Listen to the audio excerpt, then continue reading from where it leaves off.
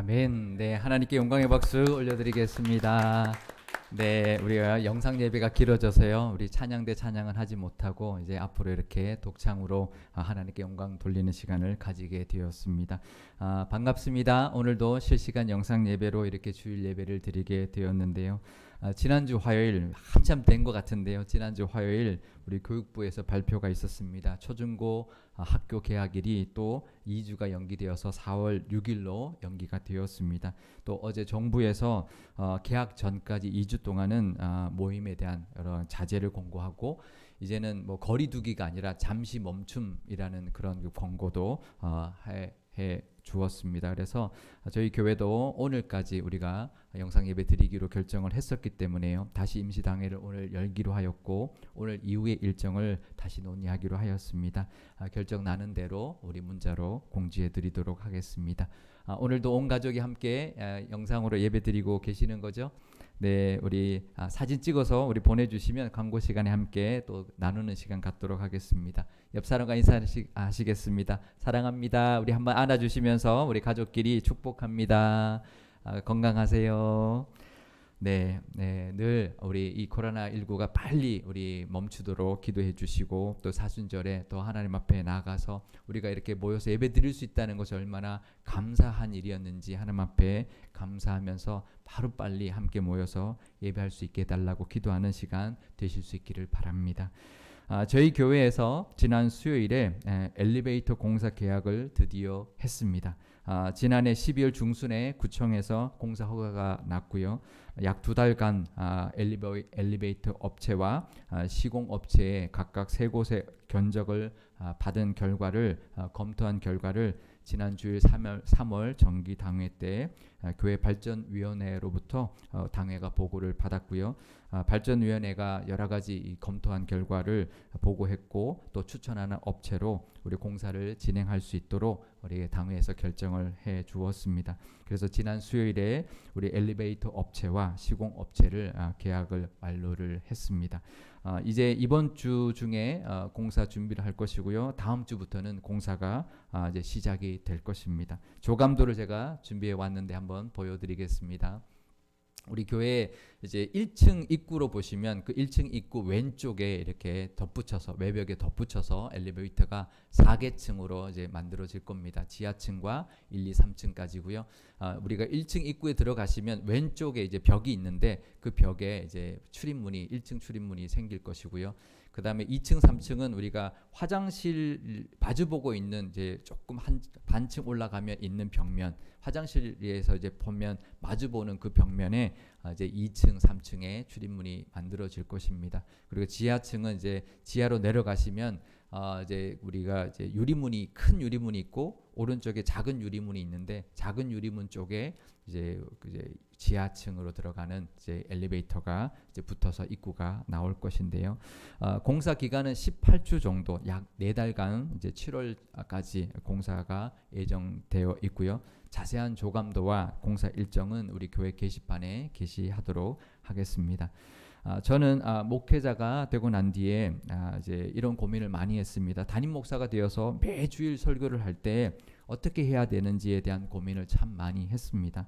왜냐하면요, 어떤 목사님들의 설교를 들어보면 그 교회가 교회 건축을 하면 거의 1년 내내 건축하는 내내 설교의 결론이 건축 헌금하라는 것이었습니다. 어떤 본문을 하더라도 마지막에는 하나님 앞에 헌신하고 건축 헌금해야 된다라는 결론을 내는 설교를 듣다 보니까 저게 정말 하나님이 주시는 메시지인가 아니면 담임 목사님의 개인적인 어떤 의견인가 이런 고민이 참 많이 있었고요. 또 어떤 목사님은 또 세계 선교에 관심이 있는 분은 거의 많은 설교가 선교해야 된다는 결론만으로 설교를 맺는 경우가 참 많았습니다. 그래서 정말 이게 설교라는 것이 정말 공동체를 함께 나가면서 하나님의 뜻을 찾고 하나님의 뜻을 따라 순종해서 나갈 때 정말 그것이 하나님의 뜻인가 아니면 설교자의 생각인가 의심스러울 때가 참 많았는데요. 그래서 제가 고민 중에 가장 중요한 고민은 설교단에서 목회자가 하고 싶은 말을 하지 않도록, 목회자가 하고 싶은 말을 설교를 하지 않도록 하기 위해서는 어떻게 해야 되는지에 대한 고민이 가장 큰 고민이었습니다. 그래서 찾게 된 방법이 설교자가 설교의 그 주일 설교의 본문을 정하지 않고 미리 정해진 본문을 따라가면서 설교하는 방법입니다. 설교자가 설교 본문을 정한다는 것은 이제 예를 들면 이런 것입니다. 지금 엘리베이터 공사를 시작했습니다. 그러니 이제 교회 발전 헌금을 합시다라고 설교해야 되겠다라는 마음을 먹고 그러면 본문이 뭐가 좋을까라고 하면서 성경 본문을 찾고 그것으로 설교 본문을 정하는 것이죠. 물론 이 방법도 나쁜 방법은 아닙니다. 지금 우리 교회가 일어나는 일들, 우리 교회가 나가야 될 방향을 이제 설교를 하기 위해서 고민하고 기도하면서 하나님이 주시는 본문을 찾는 것이라면 얼마든지 좋은 설교와 좋은 말씀이 될 수 있기 때문인데요. 그런데 여기서 참 조심해야 되는 것, 그리고 늘 우리가 신학교에서도 우리 설교학 강의 하시는 우리 목사님들, 우리 교수님들을 통해서 늘 우리가 당부받은 것이 뭐냐면 설교할 내용을 이미 정해놓고 난 다음에 본문을 찾지 말라는 것이었습니다. 그러면요, 그런 경우는 대부분은 많은 경우는 내가 하고자 하는 말을 하기 위해서 성경을 오히려 인용을 한다는 거죠. 내가 내 하고 싶은 말을 위해서 성경을 갖다 거기에 맞춘다는 것이죠. 그런 위험성이 너무나 많기 때문이다라는 것입니다. 아무리 우리 교회가 엘리베이터 공사를 시작했고 계약을 했다고 하더라도 하나님께서 지금 오늘 이 시간에 주시는 말씀은 건축에 관한 말씀이 아닐 수 있기 때문입니다. 하나가 되어라. 또 더 하나님을 찾아라. 사순절이니 십자가의 은혜를 더 묵상하라는 그런 말씀을 주실 수도 있기 때문에 설교의 내용을 정해놓고 본문을 찾는다는 것은 참으로 위험한 일일 수 있습니다. 그래서 이미 정해진 성경 본문을 따라가는 것이 그 위험성을 최소화할 수 있는데요. 그것은 첫 번째로 설교자가 스스로 본문을 정하지 않았다는 것과 더불어서 두 번째는 그 정해진 본문을 통해서 하시는 하나님의 말씀이 무엇인지를 들으려고 하는 설교자까지도 우리 교회도 하나님이 하시는 말씀이 무엇인지를 들으려고 하는 노력과 또 설교단에서 설교자가 자신이 하고 싶은 내용을 오히려 내려놓고 하나님이 하시고자 하는 말씀을 듣고 전하려고 하는 그 방법이 될 수 있기 때문에 참 좋은 방법일 수 있습니다. 그래서 나온 대안이 성서 일과표라는 것을 따라가면서 설교하는 방법입니다. 성서 일과라는 것은 성서 정과라고도 이제 말을 하는데요. 우리 교회가 우리 초창기부터 로마 시대 때부터 교회의 절기에 맞춰서 성경을 읽는 관례가 있었습니다. 그래서 1년에 1독을 할 수 있도록 또 최근에는 3년에 1독을 할 수 있도록 성경 읽기표를 만들었는데요. 이 교단마다 조금씩 다릅니다. 이제 통합을 하려고 했지만 그래도 교단마다 조금씩 다른데요. 그 모양은 거의 비슷합니다. 구약 성경의 몇 구절, 또 시편의 몇 구절, 복음서의 몇 구절, 또 서신서의 몇 구절을 매일매일 조금씩 읽도록 만들어져 있는 것이 성서 일과입니다. 그래서 그 성서 일과표에 따라서 나오는 주일 말씀을 가지고 주일 설교를 하는 것이죠. 그래서 우리 교단 총회에서도 이 성서 일과표에 따라서 주일 예배를 준비하고 설교를 할 수 있도록 안내해주는 우리 예배와 설교 핸드북이라는 그 책자를 해마다 발행하고 있습니다. 그러니까 이것이 매일매일 바뀌기 때문에요. 주일날 어떤 말씀이 오는지 매번 바뀌는 거죠. 그래서 그 주일날 주시는 말씀을 가지고 설교를 하는 것, 그런 방법을 권하고 있고요. 그래서 우리 총회에서도 그런 책자를 발행하고 있는 것이죠. 또 어떤 분들은 또 이런 방법이 있습니다. 단임 목회에 가서 창세기부터 쭉 가는 거예요. 그래서 은퇴할 때까지 거의 성경 전체를 강의하시는 분도 있고요. 또 어떤 분은 해마다 이제 성경을 올해는 어떤 성경을 하겠습니다 해서 뭐 창세기든 요한복음이든 뭐 레위기든 어떤 본문을 정해서 그 순서대로 강해식으로 설교하는 분도 있습니다. 또 어떤 교회는 큐티책을 그 공동체가 하나 정해서 그 큐티책의 본문을 따라가면서 설교하는 분도 있습니다. 이 세 가지 방법의 장단점이 좀 있는데요. 어떤 것은 성경 읽기에는 좋지만 본문이 여러 개의 본문이 있기 때문에 어떤 본문으로 또 묵상하고 설교를 해야 될지도 참 고민인 그런 방법도 있고, 또 어떤 성경은 또 강해식으로 하다 보니까 주일만 따라가니 평일날 말씀과 주일 말씀이 달라질 수 있는, 그래서 평일에 우리가 나누는 말씀과 주일에는 다른 말씀을 듣게 되는 그런 또 단점도 있다는 것이 것이죠. 그래서 저희는 이제 저는 우리 교회 와서 어떻게 할까 고민하다가요. 저희 교회가 제가 부임했을 당시에 생명의 삶으로 새벽 기도회를 하고 있었습니다. 그래서 저도 생명의 삶으로 매일 묵상하게 되었고요. 그 묵상하는 말씀 중에 이번 주에는 하나님이 우리 교회 공동체에게 어떤 말씀을 주시나 늘 귀를 기울이려고 노력을 했고, 그 주중에 마음에 감동 있는 말씀, 하나님이 이 말씀을 우리가 공동체가 함께 나누기를 원하는구나라고 확신이 오는 그런 말씀을 매 주일마다 함께 전하려고 하고 있습니다. 물론 이제 수요일에는 주제를 정해서 또 강해식으로 하고 있어서 수요일 말씀의 방법과 주일 말씀의 방법을 좀 차별성 있게 또 다양하게 하고 있는데요. 주일 예배만큼은 우리 교회 온 교우들이 함께 듣고 나누는 말씀이기 때문에 우리 교회에게 주시는 하나님의 말씀이 무엇인가를 늘 귀 기울이고 그것을 듣고 그 말씀을 함께 나누는 그러기 위해서 이렇게 말씀을 전하고 있습니다. 그런데 제가 왜 이렇게 설교를 준비하고 설교를 하는 방법에 대해서 이렇게 장황하게 설명하고 있느냐 하면은요. 지난 수요일에 엘리베이터 공사 계약을 했다고 말씀을 드렸잖아요. 그러면 당연히 우리가 이제는 힘을 모아서 교회 발전을 위해서 기도하고 헌금하자라는 설교를 해야 하는 것이 맞습니다. 왜냐하면 그렇게 지금 우리 교회가 지금 가장 필요한 지금 상황이기 때문에 그런데요. 저는 그래도 하나님이 하시고자 하는 말씀을 전해야지 하는 마음으로 지난주 새벽 말씀들을 묵상을 했습니다. 지난주 초에는 요한복음의 뒷부분 21장의 말씀을 주셨기 때문에 사실 이 말씀도 온 가족이 온라인으로 예배 드릴 때 함께 나누기에는 참 좋은 본문이고 말씀입니다. 예수님께 사랑을 고백하는 것이 신앙에 있어서 믿음에 있어서 매우 중요하기 때문에 그렇죠. 그런데요, 수요일에 계약을 했는데요, 바로 그 다음 날인 목요일부터 학계의 말씀을 하나님이 주셨습니다. 학계는 이스라엘 백성들이 바벨론 포로로 끌려갔다가 고레스 왕의 그 황제의 칙령에 따라서 1차 귀환을 한 이스라엘 백성들에게 주신 말씀인데요. 그들이 제일 먼저 한 일이 돌아와서 제일 먼저 한 일이 무너져 버렸던 성전을 건축하는 일이었습니다. 그런데요, 여러 가지 방해가 있었고 여러 가지 이유 때문에 그 성전 공사가 중단된 지 벌써 16년이 된 시점에 학계라는 그 선지자를 통해서 하나님이 주신 말씀이 바로 이 학계의 말씀이었습니다. 이 학계의 말씀은 딱 2장밖에 없는 아주 짧은 책이지만 그 메시지는 매우 분명한 말씀입니다. 멈췄던 성전 건축을 다시 시작하라라는 말씀이죠. 수요일에 엘리베이터 공사 개혁을 한 후에 하나님 주시는 이 말씀은 너무나 명확하게 제게 들려왔습니다. 우리가 신앙생활 하면서 하나님의 뜻, 하나님의 말씀이 좀 분명하면 좋겠다. 이것이 하나님의 뜻이구나 라고 확신이 들면 좋겠다라는 생각을 아마 많이 하실 것입니다. 그런데 이것만큼 하나님의 뜻이 분명한 것이 없고요. 하나님의 말씀이 이것이 정말 하나님의 뜻이구나. 정말 이것이 분명한 하나님의 뜻이다라는 것을 깨달을 수 있는 이 말씀으로 주셨다는 그런 확신이 들었기 때문에 이렇게 함께 나누게 되었습니다.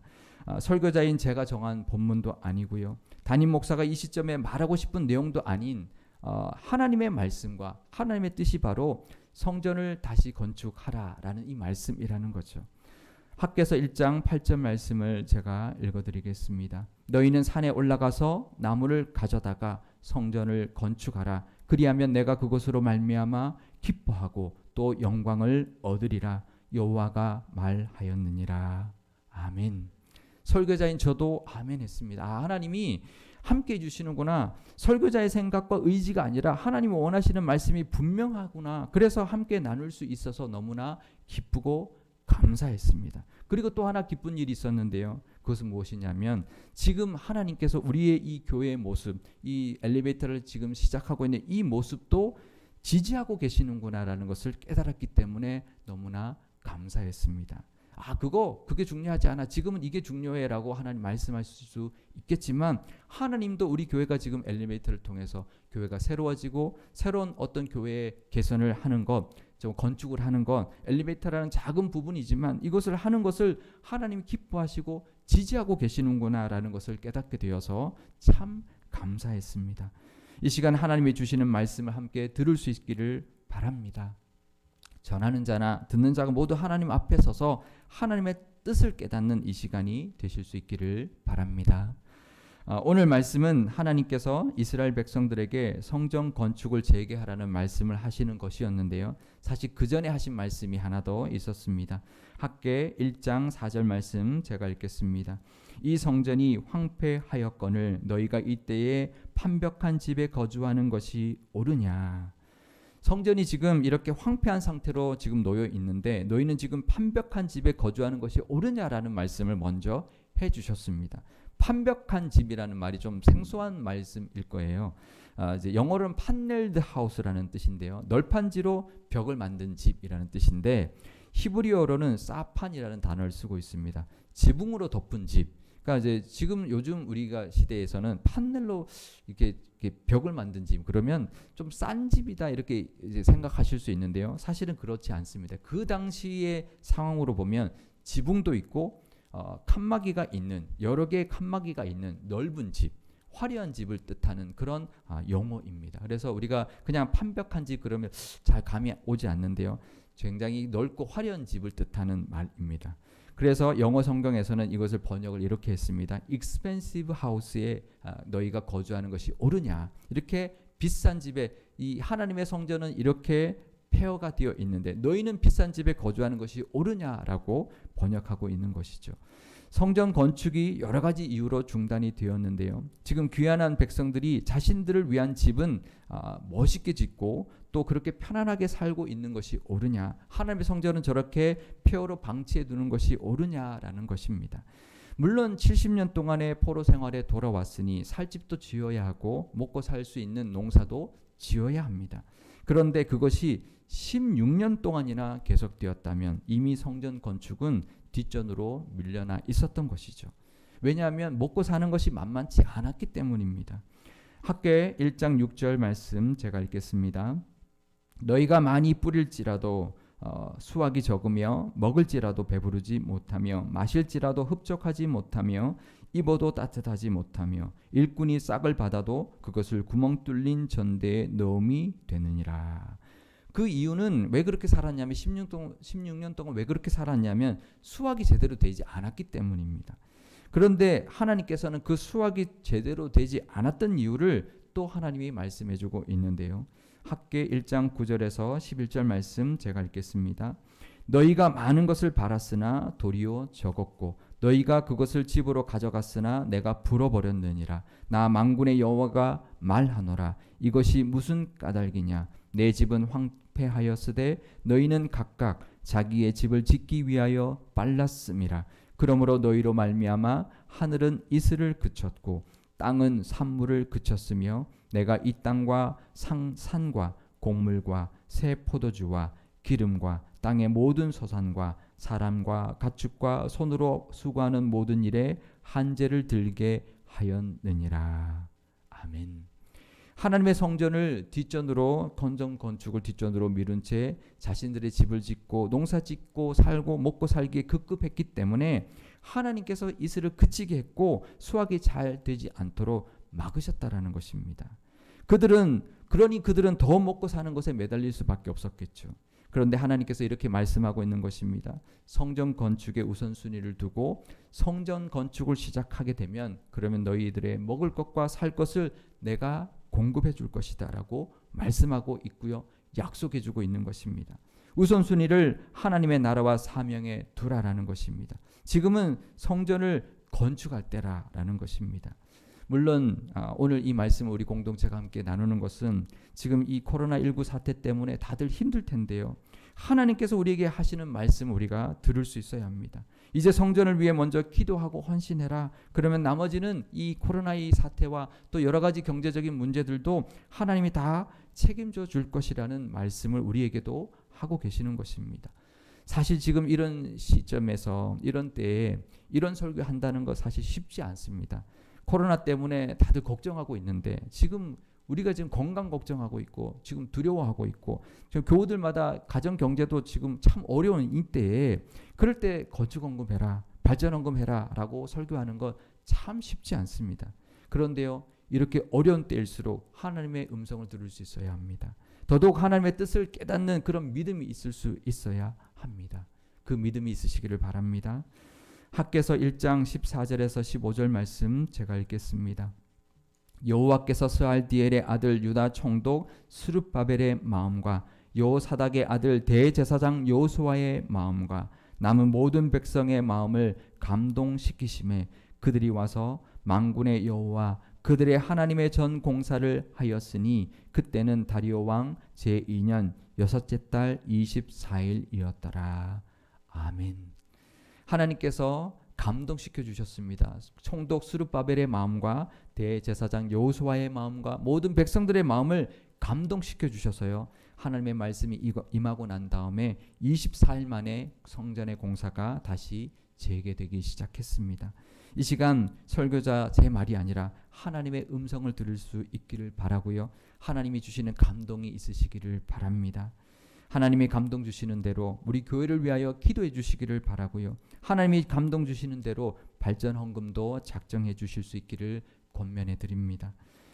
설교 제목을 성전을 건축할 때라고 정했는데요. 이것은 두 가지의 의미가 있습니다.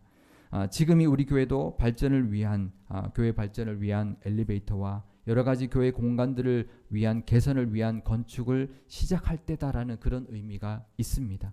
우리가 엘리베이터만 하지 않을 것입니다. 교회 학교 여러 가지 공간들도 우리가 여력이 되는 대로 개선과 새 단장을 할 것이고요. 더 바라기는 식당도 좀 더 잘 활용할 수 있도록 이렇게 개선하면 좋겠다라는 마음이 있습니다. 물론 재정이 허락해야 가능한 일인데요. 그래서 하나님이 지금 성전을 건축할 때다라고 말씀하시는 그래서 함께 힘을 모으자라는 그런 의미의 제목도 되지만 또 하나의 의미가 더 있습니다. 그것은 성전을 건축할 때 그때에 하나님 주시는 은혜가 있다는 의미도 함께 있습니다. 성전을 건축할 때라는 이 설교 제목은 성전을 건축할 때다라는 의미도 있을 뿐만 아니라 성전을 건축할 때에 하나님이 주시는 은혜가 있다는 것도 함께 포함된 그런 설교의 제목입니다. 그러면 그 은혜가 무엇일까요? 학개서 1장 13절 말씀 제가 읽겠습니다.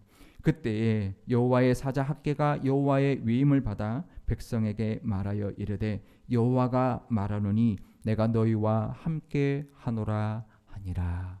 아멘. 하나님이 함께 해주시는 은혜가 있다는 것입니다. 우리 교회가 앞으로 나아갈 길에 하나님이 함께 해주시는 은혜가 있을 것이라고 말씀해 주시고 약속해 주고 있는 것입니다. 그러면서 하나님은 또 이렇게 말씀하시는데요. 학개 2장 7절과 9절 말씀 제가 읽겠습니다. 또한 모든 나라를 진동시킬 것이며 모든 나라의 보배가 이르리니 내가 이 성전에 영광이 충만하게 하리라. 만군의 여호와의 말이니라. 이 성전의 나중 영광이 이전 영광보다 크리라.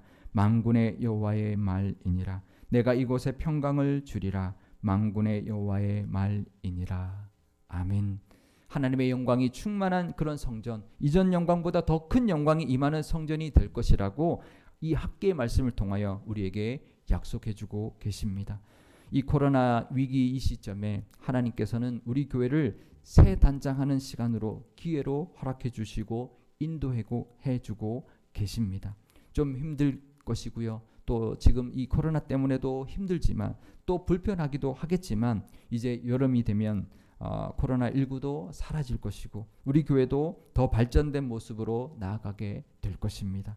하나님의 인도하심을 바라보면서 함께 힘을 모아 기도해 주시고 하나님이 감동 주시는 대로 발전 헌금도 해 주셔서 하나님이 주시는 은혜를 누리는 우리 교회뿐만 아니라 모든 성도님들이 다 되실 수 있기를 주님의 이름으로 축원드립니다. 기도하시겠습니다. 늘 우리를 지지해 주시는 하나님 아버지, 바이러스 하나 때문에 온 세상이 불안해하고 있습니다. 이 코로나19 사태가 하루빨리 종식되게 하여 주시고 더 이상의 피해가 없도록 하나님 역사하여 주옵소서. 우리 교우들을 지켜주셔서 한 사람도 감염되지 않게 하시고 영상으로 이 예배드리는 이 간절한 마음과 정성도 기쁘게 받아 주옵소서. 하루속히 한자리에 모여서 마음껏 찬양하고 예배할 수 있는 날이 올 수 있도록 인도하여 주옵소서. 이런 시점에 교회가 그동안 준비해왔던 엘리베이터 공사를 시작하게 되었습니다. 학개의 말씀을 주심으로 지지해 주시고 계시니 또한 감사를 올려드립니다. 공사가 잘 진행되고 아름답게 완공되게 하여 주옵소서. 참 힘든 시기이지만 우선순위를 성전을 위해 두라 하신 말씀에 감동 주시고 하나님의 뜻대로 사는 것이 얼마나 복되고 기쁜 일인지 깨닫고 경험하는 시간이 되게 하여 주옵소서. 모든 교우들이 더욱 하나님 앞에 가까이 가는 시간 되게 하시며 건강도 물질도 다 하나님의 손에 있음을 고백하는 시간이 되게 하여 주옵소서. 우리 교회에게도 하나님의 뜻이 있을 줄 압니다. 하나님의 약속을 붙들고 나아가므로 하나님이